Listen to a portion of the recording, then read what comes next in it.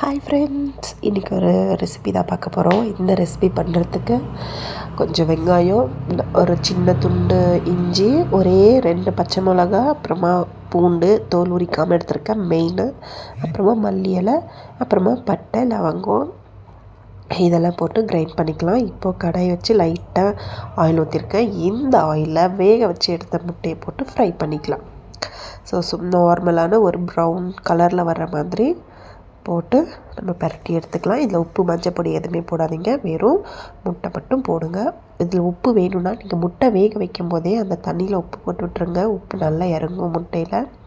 So இப்போ இந்த stage வந்ததுக்கப்புறமா நம்ம முட்டையை எடுத்து வச்சுக்கலாம். ஸோ முட்டையை எடுத்து ஒரு பாத்திரத்துக்கு மாற்றினதுக்கப்புறமா அதுலேயே கொஞ்சம் ஆயில் ஊற்றிட்டு அதில் வந்துட்டு இது சோம்பு போட்டுக்கலாம், கருவேப்பிலை போட்டு, அப்புறம் அரைச்சி வச்ச மசாலா, பச்சை மசாலா. இதில் நம்ம வேறு எதுவுமே சேர்க்க போகிறதில்ல. குழம்புக்கு இது மட்டும்தான். இதுவும் சிம்பிளான ரெசிபி தான். அந்த சிக்கன் ரெசிபி கொடுத்துருப்பீங்களா, அதே மாதிரி இதே தான். ஸோ இது கொஞ்சம் நல்லா இந்த ஸ்டேஜில் ஃப்ரை ஆனதுக்கப்புறமா தக்காளி ஒரு 2 தக்காளி, ஒரு மீடியம் சைஸ் 2 தக்காளி.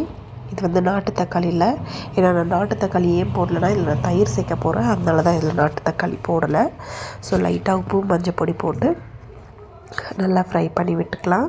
எதுவுமே இப்போ நான் என்னென்ன சொல்கிறேனோ அதை மட்டும் போடுங்க. டேஸ்ட்டு செம்ம சூப்பராக இருக்கும். இதுக்கு வந்துட்டு பாஸ்மதி ரைஸ் வச்சுட்டிங்கன்னா எக் பிரியாணி சாப்பிட்ற டேஸ்ட் கிடைக்கும் உங்களுக்கு. ஸோ இப்போ அது நல்லா வெந்திருக்கும்னு நினைக்கிறேன். ஸோ இப்போ அது மறுபடியும் போட்டு கிண்டி வச்சுக்கலாம். இது நல்லா கிண்டதுக்கப்புறமா இதில் நம்ம வந்துட்டு ஸ்பைசஸ் சேர்த்திக்கலாம். நான் வந்துட்டு குழம்பு மிளகா பொடி தான் எடுத்திருக்கேன், அப்புறமா மல்லிப்பொடி, அப்புறமா கொஞ்சம் கரம் மசாலா, அப்புறமா எக் கறி மசாலா அதை நான் போட்டிருக்கேன். ஸோ அதை போட்டு நல்லா அந்த மீடியம் ஃப்ளேமில் வந்துட்டு லோ ஃப்ளேம்லேயே கொஞ்சம் 2 நிமிஷம் அந்த மாதிரி வறுத்து எடுத்துக்கோங்க. ஸோ வறுத்து, ஏன்னா இல்லைனா மசாலா தீஞ்சு போயிடும், போட்ட பொருள்லாம் தீஞ்சு போயிடும். ஸோ அதனால தான் இப்போ அந்த இது அரைச்சோம் இல்லையா மசாலா, அந்த மிக்ஸிக்கே கொஞ்சம் தண்ணி ஊற்றி இது பண்ணி அந்த தண்ணியை வந்துட்டு இந்த மசாலாவில் ஊற்றிக்கிறேன் நான். சாரி, எனக்கு ரொம்ப கோல்டாக இருக்குது, அதனால் என்னோடய வார்த்தைங்க புரியுதா என்னென்னு எனக்கு தெரியல.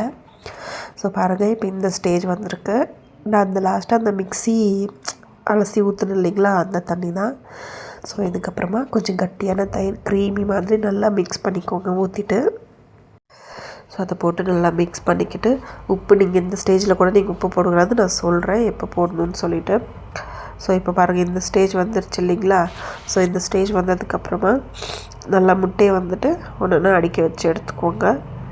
ஸோ இது முட்டை போட்டதுக்கப்புறமா நீங்கள் வந்து உப்பு சேர்த்துக்கலாம், ஏன்னா முட்டையில் ஆல்ரெடி உப்பு இருக்கு இல்லைங்களா, அதனால தான் நான் சொல்கிறேன். ஸோ வந்துட்டு முட்டையை போட்டு நல்லா மிக்ஸ் பண்ணி விட்டுக்கோங்க.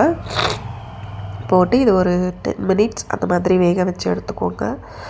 ஸோ நம்ம மூடி போட்டு அடுப்பை வந்து ரொம்ப சிம்மில் வச்சுக்கலாம், சிம்லேயே வேகட்டும்.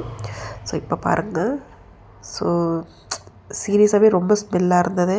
ஸோ கடைசியில் கருவேப்பிலை போட்டு மூடி வச்சு இறக்கிடலாம். அவ்வளோதான், சூப்பரான முட்டை கிரேவின்னு சொல்ல முடியாது, முட்டை தொக்குன்னு சொல்லலாம், எப்படி வேணாலும் சொல்லிக்கலாம். ஸோ ட்ரை பண்ணி பார்த்துட்டு கமெண்ட் பண்ணி